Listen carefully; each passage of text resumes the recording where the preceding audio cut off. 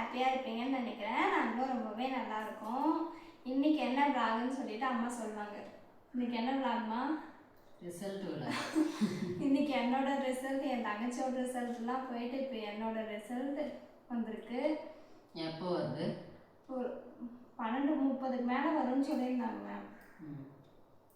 இன்னைக்கு என்னோட result day, last செம்மோட result வருது இன்னைக்கு தான். மேம் மெசேஜ் காலையிலே போட்டிருந்தாங்க இன்னைக்கு ரிசல்ட் வரும்னு சொல்லிட்டு. அந்த வீடியோ தான் பார்க்க போகிறோம். பார்க்கலாம் வாங்க. பார்க்கலான்னு சொல்லு. பார்க்கலாம்.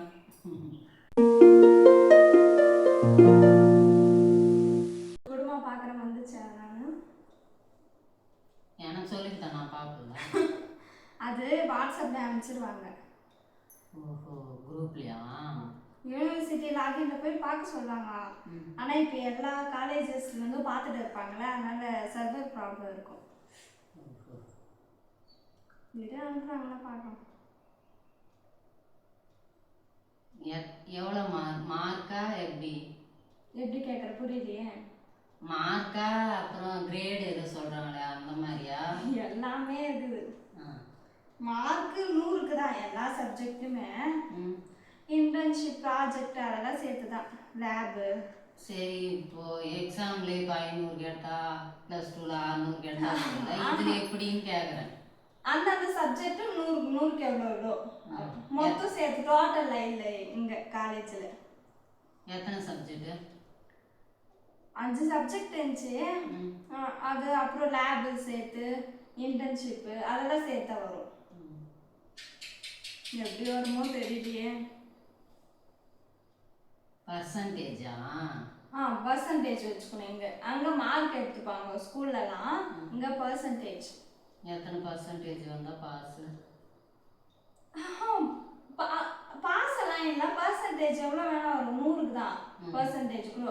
100%, 99 அப்படி சொல்கிறாங்கல்ல, அந்த மாதிரி தான். பார்க்கலாம். நீ எவ்வளோதான் படிக்கிறதே இல்லை. எங்கம்மா படிக்காம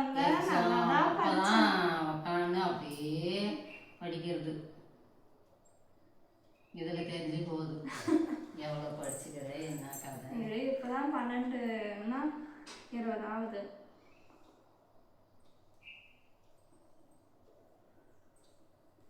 இதுக்கு முன்னாடியெல்லாம் காலேஜில் இருக்கும்போதே வந்துடும்.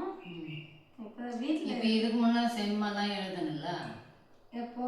இப்போ செம்மு, அதுக்கு முன்னாடி 5 செம்மு எழுதிக்கிறல்ல. இப்போ அதுல எல்லாம் எவ்வளோ பர்சன்டேஜ் வந்துருக்கு? எனக்கு தெரியாது, நான் போட்டே பார்த்ததில்லை இது வரைக்கும். சரி, அரியர் வர்றது எப்படி தெரியாம? இப்போ அரியர் வைக்கிறாங்கல்ல, பர்சன்டேஜ் இதுல தெரிஞ்சாதானே அரியர் வந்துக்குது வராது, எத்தனை சப்ஜெக்ட் பாஸ் ஆகிக்கிறாங்க இல்லைன்றதெல்லாம் தெரியும். எனக்கு நீ கேட்கறதே புரியலையே. நீ கேட்கறதே எனக்கு புரியல. எனக்கு கொஞ்சம் புரியுற மாதிரி கேளு. அப்படி இல்லடி, எனக்கு பட்டுன்னு வச்சிருவோம். அப்படி இல்லைப்பா. தமிழ், இங்கிலீஷ், மேக்ஸ்னு 5 சப்ஜெக்ட் இருக்குதுன்னு வச்சுக்கோங்க. இப்போ அதில் 2 ஃபெயில் ஆயிடுச்சுன்றாங்க மார்க்கை வச்சு. இப்போ இதில் எப்படி அரியர் வருதுன்னு சொல்கிறாங்கல்ல, கம்மி அப்படின்னா ஃபெயில் ஆகிட்டா அரியர்னு கணக்கு. இப்போ அந்த மாதிரி கேட்குறேன் நான். அவங்களுக்கு பர்சன்டேஜ் வருமா இல்லையான்னு கேட்குறியா? வராது. அப்போ இது தெரிஞ்சு போகுது உண்டு. அதுக்கப்புறம் பாஸ் ஆகுறாங்கல்ல, அது வச்சுட்டு தான் பர்சன்டேஜ் ஆட் ஆகும். பாஸ் ஆகணும், எல்லாத்துலேயும் பாஸ் ஆனாலும். இப்போ அரியர் வந்துச்சுன்னா அடுத்து எம்எஸ்சி அப்படியெல்லாம் சேர முடியாது. அதெல்லாம் சேர முடியாது. சுத்தம் அரியர் இல்லாமல் இருந்தால் தான் சேர முடியும். கிளியர் பண்ணிட்டு தான் போய் சேர முடியும். அப்போ இது தெரிஞ்சு போகுது. அதெல்லாம் நான் பாஸ் ஆகிடும், நல்லா தான் எழுதுவேன். மறுபடியும் படிக்க வைக்கிறதா இல்லை வேலைக்கு அனுப்புறதா? இன்னும் வேற அனுப்பிடல, அனுப்புவாங்க இதுக்கு மேலே தான். எவ்வளோ உனக்கு தோணும் இல்லை இப்போ நம்ம இவ்வளோ வாங்குவோம், நம்ம இப்படி எழுதிக்கிறோம். நல்லா தான் எழுதியிருக்கோம், வரும் எல்லா மார்க்கெல்லாம். எவ்வளோ வரும்? எவ்வளோ கேட்குறேன்? எந்த சப்ஜெக்ட்? நான் இந்த சப்ஜெக்ட் அந்த சப்ஜெக்ட் எல்லாம் ஒரு 75 மேலே வரும்னு நம்புறேன். பார்க்கலாம். சிலதெல்லாம் நல்லா தான் எழுதியிருக்கேன். போட்டு பாரு, வருதா பாரு. வரல, அனுப்பிச்சுக்கிறேன் பாரு. சர்வர் ப்ராப்ளமா, அவங்களே அனுப்புறேன்னு சொல்லிக்கிறாங்க. ஃப்ரெண்ட்ஸுங்கெல்லாம் எல்லாம் பாஸ் ஆகிடுவாங்க. எல்லாம் கிராஜுவேஷன் டேக்கு தான் வெயிட்டிங்கு. அப்படின்னா இந்த கோட்டை பட்டமளிப்பு விழா. அதில் அரியர் இல்லாமல் இருந்தால் தான் உங்களுக்கு எல்லாம் ஆமாம். அரியர் விழுந்துட்டா கிடையாது. இப்போ அரியர் வந்துச்சுன்னா நெக்ஸ்ட் டைம் பாஸ் பண்ணிடுறாங்க பாரு. எங்கள் செகண்ட் இயர் கூட வாங்குவாங்க. அவங்க அடுத்த வருஷம் தான் வாங்குவாங்க. இப்போயே பாஸ் ஆகிட்டாங்க. இப்போ செகண்ட் இயர்ஸ்லாம் தேர்ட் இயர் போயிட்டாங்க. தேர்ட் இயரில் ஃபஸ்ட்டு செம்மில் இருக்கிறாங்க. இப்போயே பாஸ் ஆகிட்டாங்கன்னா அப்போயெல்லாம் கொடுக்க மாட்டாங்க. அந்த தேர்ட் இயர் முடிச்சுட்டு பிறகு அவங்க பட்டமளிப்பு விழாக்கு தான் வாங்குவாங்க. அந்த 6 மாதம் அவங்க சும்மா தான் வாங்கணும். வந்துச்சா? இல்லை இன்னும் வரல. அதுக்குள்ளே என்னை கூப்பிட்டு இப்படி உட்கார வச்சுட்டேன். இரு பார்க்கலாம். எனக்கு வேற படப்படான்னு இருக்குது. எப்படி வருமோ என்ன பண்ணலாங்கிற? படிக்கலாங்கிறியா வேலைக்கு போகலாங்கிறியா தெரியல. இது பார்த்ததுக்கு அப்புறம் தான் முடிவு பண்ணோம். இப்படியே எத்தனை 2 மாதம் வேலைக்கு போயிருந்தாலாவது 2 மாதம் சேலரி எதனா வந்திருக்கும். எதனா படிப்புக்காச்சும் வீட்டிலே ஜாலியாக இருக்குது. என்ன பண்ணலாம்? சாப்பிட்றது தூங்குறது. எல்லாருமே அதே தான் பண்ணுறாங்களா? மார்க் வார்த்தை பார்த்துன்னு போகிறேன், மார்க் வார்த்தை பார்த்துன்னு போகிறேன்னு 2 மாதம் வேஸ்ட்டு பண்ணேன். அப்படிதான் இவ்வளோ நாளாக ஸ்கூலு காலேஜுன்னு இப்படியே போயிடுச்சு. பண்ணாலும் வீட்டில் இருக்கலாம். வீட்டில் இருந்தால் சோம்பேறியாக ஆகிடும். என்ன பண்ணிட்டாரு? பாஸ் ஆகிட்டா என்ன வேணும்? அது நீ எவ்வளோ என்ன அப்படின்றத பார்த்து தான் நான் பண்ணி தரதா இல்லையா? திடீர்னு ஃபெயில் ஆகிட்டா என்ன பண்ணுவேன்? கல்யாணம் பண்ணி அனுப்பிச்சிடுறேன். ஐயோ, வேற என்ன பண்ணுறான்? எல்லாம் நான் பாஸ் ஆகிடுவேன். நான் கஷ்டப்பட்டு சம்பாதிச்சு நீ ஃபெயில் ஆகிறதுக்காக நாங்கள் ஃபீஸ் கட்டுறோம். எல்லாம் பாஸ் ஆகிடுவேன். எனக்கு தெரியும். பாரு எனக்கு வேலை இருக்குது, நான் போகிறேன். நிறைய இன்னும் வரல. இப்போ என்ன வீடியோ போட போறியா இதை எடுத்து? ஆமாம். ஓஹோ, அதனால தான் என்னை கூப்பிட்டு உட்கார வச்சுக்கிறியா? புஜ்ஜி அவன் ஸ்கூலுக்கு போயிட்டா. புஜ்ஜி வந்தா இவனுக்கு இருக்கு என்ன மார்க் எடுத்து வச்சுக்கலாம். அதையே சொல்லி காட்டுவா. இவ திண்டு உக்காந்து இப்படிதான் பாத்தியா அப்படின்னு வந்தா. என்ன யூடியூப் பத்தி ஏதோ சொல்லின்னு இந்த காலையில? அதான் நம்ம சேனல் இருக்கும்போதெல்லாம் 4000 வாட்ச் ஹவர்ஸும் 1000 சப்ஸ்கிரைபு, அப்புறம் ஷார்ட்ஸில் 10 மில்லியன் இருந்தாவா. இப்போ எல்லாமே அதிகமாகிட்டு இருக்குது. எப்படி சப்ஸ்கிரைப் எல்லாம்? சப்ஸ்கிரைப் 1000 தான் போதும்னு நிற்கிறாங்க.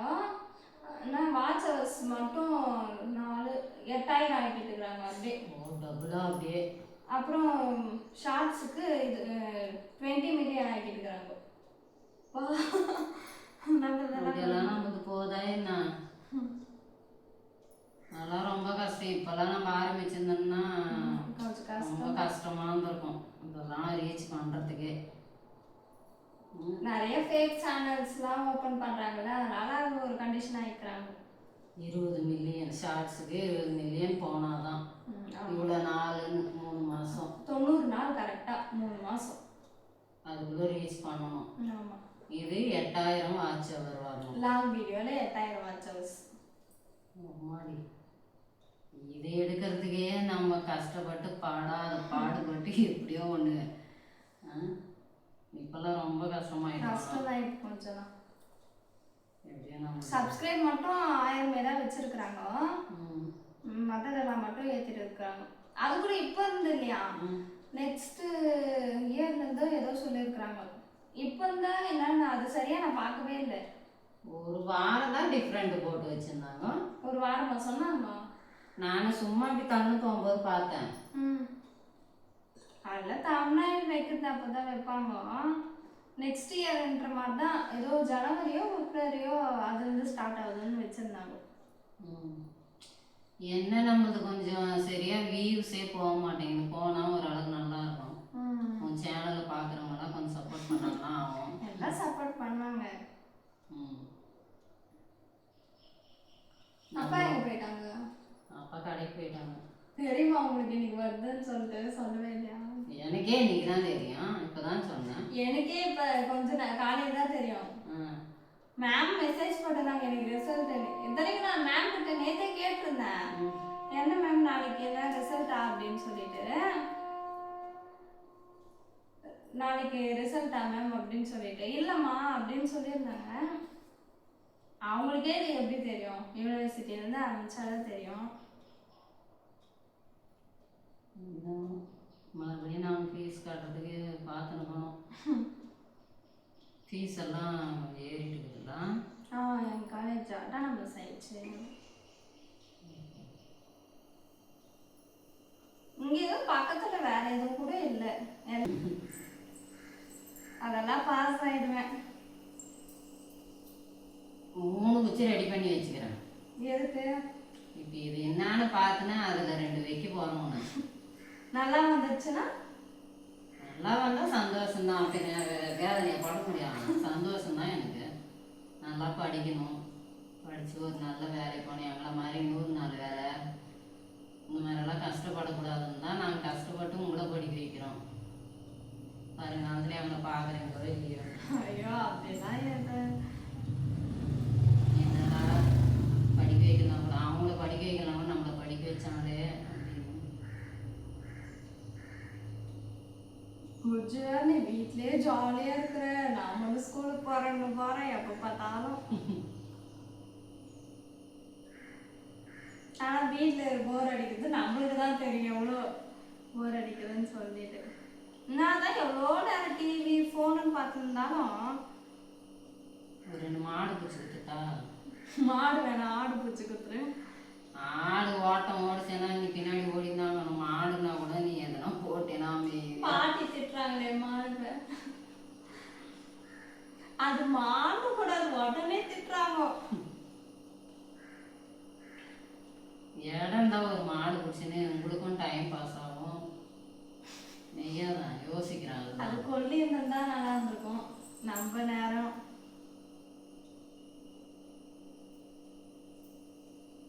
வந்துச்சா?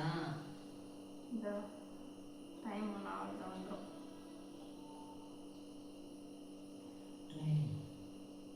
ட்ரைனா அது அனுப்பிச்சிட்டாங்கம்மா. ஐயோ இப்போதான் எனக்கு பயமாகுது. வேறு இரு நெட்டே ஆன் பண்ணாத.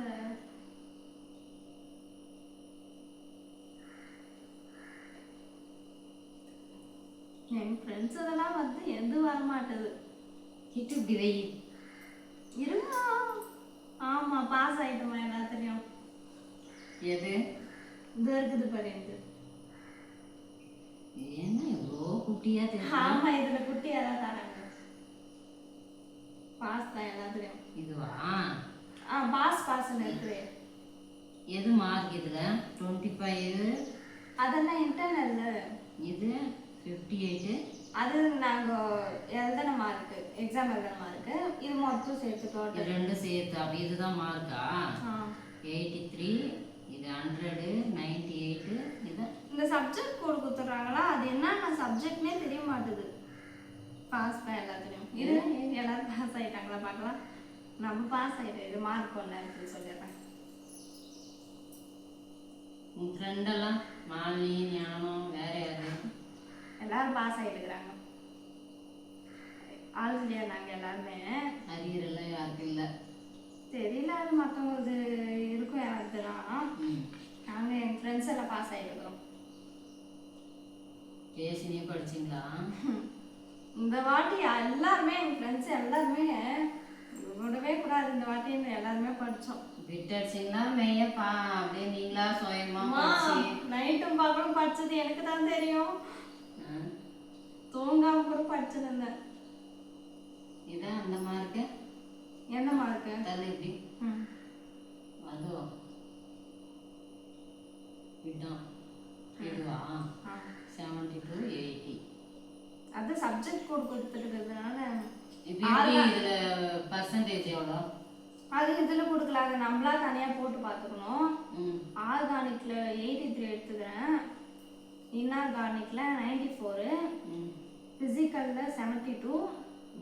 இந்த 65Cன்றது என்ன ஃபார்மான்னு நினைக்கிறேன்.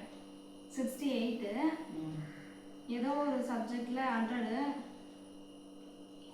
இன்னொரு சப்ஜெக்ட்லேயும் 100 எடுத்துக்கிறேன். நான் முதல்வனில் 98. எது 401? 2 மார்க் கம்மி. அதெல்லாம் கூட எக்ஸாம் நடக்குது. அப்புறம் இது 64 இதுதான் ஏதோ கம்மியாக இருக்குது. நான் எந்த சப்ஜெக்ட்னே தெரிய மாட்டேங்குது ஒன்று. இப்போ இதில் தெரியாது இது, ஆனால் மார்க் மட்டும் கொடுக்குறாங்க. அந்த ஐயோ நான் எனக்கு முன்னாடி இருக்கிறவங்களுக்கு பார்த்துருக்குறேன், எந்த பார்க்காம. ஸ்வேதா இந்த ஒரு சப்ஜெக்ட்டுக்கு எனக்கு முன்னாடி இருக்கிற பையன் பார்த்துருக்குறேன். அதான் இந்த மாதிரி கொடுத்தா இப்படி தாங்கன்னு வச்சோம், யாரு எதுனே தெரிய மாட்டேது. எந்த 75 தான், எல்லாத்துலேயும் அதிகம் தான். பரவாயில்ல, கடவுள் புண்ணியத்துல பாஸ் ஆயிட்டேன். அரியரெல்லாம் எதுவும் இல்லை, எதுவும் இல்லை, ஆல் கிளியர். அடி வாங்காம இல்லைன்னா புஜ்ஜி உன்னை வச்சு செஞ்சிருக்கா. அவன் பிள்ளைங்க மாதிரியே பேசி பேசி கடுப்பாக்குறா. ஃபோன் பண்ணுவாங்க எல்லாரும். அப்புறம் அப்பா எம்எஸ்சி சேர்த்துற வேண்டியதுதான். சேர்க்கணும். அதுலேயும் இதே மாதிரி நல்லா மார்க் நல்லா படிச்சு அது 2 வருஷம், ஒரு 2 வருஷம் எப்படியாச்சும் கஷ்டப்பட்டு ஃபர்ஸ்ட் இருந்தே படிக்க ஆரம்பிச்சிடணும். இந்த அரியர் விழுந்துட்டாலாம் ரொம்ப கஷ்டம். அதுவும் இப்போ இவங்களுக்கு தன்னாட்சி ஆயிடுச்சு, வெளியில போய் எழுத சொல்லுவாங்க. அததான் சொன்னாங்க, தேவையில்லாத வேலை. கிளாஸ் இருக்குது அப்போ சொன்னாங்க, அரியர் யாரும் வைக்காதீங்க, அரியர் வச்சிங்கன்னா இந்த காலேஜ் அட்டானமஸ் ஆயிடுனா வெளி காலேஜ் தான் போய் எழுதணுன்ற மாதிரி ஏதோ சொன்னாங்க. அதுக்கு கஷ்டப்பட்டு இப்பயே படிச்சு நல்ல மார்க் எடுத்துட்டா அந்த கவலையே இல்லை. தேவையில்லாம அங்கங்க போய் எழுதிக்கின்னு அதெல்லாம் வேணாம். அரியர் வந்துட்டா ரொம்ப கஷ்டம். இது எப்படி படிச்சு இந்த மார்க்கோட ஒன்று மிச்சமா போனோமே தவிர அதோட கம்மியா வரக்கூடாது. பார்த்துக்கோ, எப்படியாவது காலேஜ் அடுத்தது சேர்க்கறது எங்க பொறுப்பு. மார்க் எடுக்க வேண்டியது நீ. அவ்வளோதான். அப்படியே சந்தோஷம். படிக்கிற வேலை தான், வேற என்ன.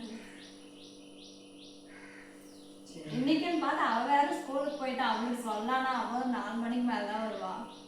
அப்பாவுக்கு ஃபோன் பண்ணி சொல்கிறேன். அப்புறம் சொல்லாத, ஏன் வீட்டுக்கு வரட்டும், அவங்க சஸ்பென்ஸாக சொல்லலாம். அவங்களுக்கு நீ இப்படியெல்லாம் சொன்னால் புரியாது. இவ்வளோமா டோட்டலாக சொன்னாதான் அவங்களுக்கு புரியும். நீ அந்த மாதிரி சொல்லு. பாஸ் ஆயிட்டேன்னு சொன்னாவே அவங்களுக்கு சந்தோஷமாயிடுவாங்க. நல்லா நிறைய மார்க்குன்னு சொன்னாவே. இருந்தாலும் ஒரு 90க்கு மேலே தாண்டி இருக்கணும். நான் 2-3 சப்ஜெக்ட் எல்லாத்துலேயும் அதிகமாக தான் இருக்குதுங்க. 75 வந்துடுது. அதெல்லாம் கூட என்ன பண்ணுறது, ஒன்றுலாம் ரொம்ப கஷ்டமா இருந்துச்சு. கஷ்டமா இல்லை, எல்லாமே ஈஸியாக தான் இருந்துச்சு. படிச்சு ஈஸியாக இருக்குது. சரி, அங்கே கம்மி பண்ணியிருப்பாங்க. ஆனால் ரொம்ப நிறைய படிச்சவங்களாம் ரொம்ப டீட்டெயிலாக எதிர்பார்க்குறாங்களா, அந்த மாதிரி நாங்கள் எப்படி எழுத முடியும். லைப்ரரி போய் நோட்ஸ் எல்லாம் எடுத்து அவங்க எழுதணுன்ற மாதிரி நினைப்பாங்க. இந்த ஒரு பிஹெச்டி வேறு முடிச்சுக்கிறவங்க ஓகே பரவாயில்ல அப்படின்ட்டு போட்டு போயிடுவாங்க. சூப்பராக பாஸ் ஆயிட்டேன் சொல்லிட்டு என்ன சொல்றியா? என்ன சொல்றது, என் பொண்ணு இந்த மாதிரி மார்க் எடுத்தது சந்தோஷம் தான். நானா எதிர்பார்க்கல, ஏன்னா அவ படிக்கவே இல்லை. படிக்கல, வருஷமெல்லாம் அமைதியா இருந்தா செம்மு கிட்ட வரும்போது தான் படிக்கவே. எனக்கு அப்படிதான் பிடிக்கும். எப்ப பால் பிரச்சனை இருந்தா எனக்கு தலை சுத்திரும். வீடியோ எடுத்து போறது, சமைக்கிறது இந்த மாதிரிதான் இருப்பா. படிக்கிறதுன்றது கம்மி தான், ஆனா செம்மு கிட்ட வந்துட்டா நல்லா படிக்க ஆரம்பிச்சிருவா. நானும் அந்த டைம்ல வேலையெல்லாம் வைக்க மாட்டேன், மெயின் படிச்சு நல்ல மார்க் வாங்கணும்னு. பரவாயில்ல, நல்லா மார்க் எடுத்துக்கிறா. நான் சொல்றதுனே நான் மறந்துட்டேன் எண்டிங்ல சந்தோஷத்துல. இந்த வீடியோ பிடிச்சிருந்தா லைக் பண்ணி சப்ஸ்கிரைப் பண்ணுங்க. மறக்காம கமெண்ட்ஸ்ல ஷேர் பண்ணுங்க உங்களோட கங்க்ராச்சுலேஷன்ஸை நான் கண்டிப்பா எதிர்பார்க்குவேன். அப்போ நீ என்ன சொல்றியம்மா? ஒன்றும் இல்லை, எப்பவும் என் பொண்ணுக்கு இதே மாதிரி அவள் சேனலுக்கு சப்போர்ட் பண்ணுங்க. கண்டிப்பா சப்போர்ட் பண்ணுங்க, சப்ஸ்கிரைப் பண்ணிக்கோங்க. பாய். நெக்ஸ்ட் ஒரு சூப்பரான vlogல சந்திப்போம். பாய் பாய் பாய்.